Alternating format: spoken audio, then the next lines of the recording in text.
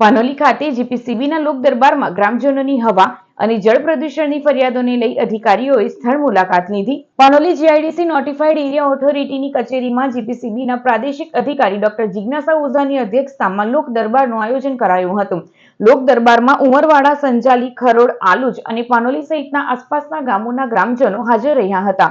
જળ અને વાયુ પ્રદૂષણ અંગે ગ્રામજનો દ્વારા અધિકારીઓને રજૂઆત થઈ હતી. ગ્રામજનો દ્વારા ઉમરવાડા ગામની વનખાડીનું પાણી હવે પશુઓને પીવાલાયક નહીં હોવાની રજૂઆત કરાઈ હતી. સંજાલી ગામના પ્રતિનિધિઓએ એન્જિનિયરિંગ ઝોનને કેમિકલ ઝોનમાં ફેરવ્યા બાદ આગ લાગવાની ઘટનાઓમાં વધારો થયો હોવાની ફરિયાદ કરી હતી.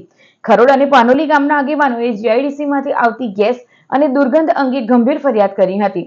લોક દરબારના અંતે અધિકારીઓએ તમામ ફરિયાદોની સત્તાવાર નોંધ લઈ સ્થળ તપાસ કરી હતી. પાનોલી જીઆઈડીસીની આસપાસના જે વિસ્તાર છે, રહેણાંક વિસ્તાર, એ રહેણાંક વિસ્તાર તરફથી અમને અવારનવાર 3 મહિનામાં લગભગ 8 થી 10 જેટલી ફરિયાદો મળેલી અને એ ફરિયાદોનું તો અમે તપાસ કરી અને નિરાકરણ લાવવાનો પ્રયત્ન કર્યો જ છે, પરંતુ ગ્રામજનોને વધારે પડતી તકલીફ ન પડે અને ભવિષ્યમાં એમને સ્વાસ્થ્યની સાથે કોઈ એવા ભયાનક ચેડા ન થાય એ અનુસંધાને આજે અમે જીઆઈડીસી જે પાનોલી છે એનું એસોસિએશનના હોદ્દેદારો, જીઆઈડીસીના ચીફ ઓફિસરશ્રી, ગુજરાત પ્રદૂષણ નિયંત્રણ બોર્ડ અને ગ્રામજનો આજુબાજુના જે છે એના સરપંચશ્રીઓ અને ગ્રામજનો સાથે એક સંવાદ સાધવાની અમે કોશિશ કરી